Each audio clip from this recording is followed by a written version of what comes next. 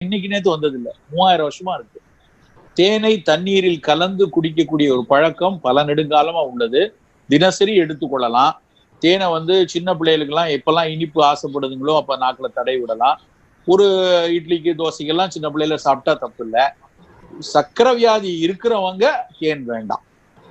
சர்க்கரை வியாதி நல்ல கட்டுப்பாடு வந்ததுக்கு அப்புறம் எப்போது குறைவாக எடுத்துக்கிட்டா பெருசா தீங்கு வராது. ஆனா சர்க்கரையை கட்டுப்படுத்துவதற்கு முன்னாடி தேனை நம்ம ஏன்னா சர்க்கரையும் ஒரு தேனும் ஒரு கூட்டு சர்க்கரை. அது உள்ள போய் குளுக்கோஸ் லோட கூட்டத்தான் செய்யும். அதனால அவங்க தவிர்க்கலாம். மற்ற எல்லோரும் தேனை மிகப்பெரிய அளவுல எடுத்துக்கொள்ளலாம். தேன் வெறுமன இனிப்பு மட்டும் கிடையாது. அதுல இருக்கக்கூடிய நொதிகள், அதுல இருக்கக்கூடிய மகரந்த கூறுகள், அதுல இருக்கக்கூடிய பல்வேறு கனிமங்கள் பத்தி உலகத்துல ஏகப்பட்ட ஆராய்ச்சி நடந்திருக்கு.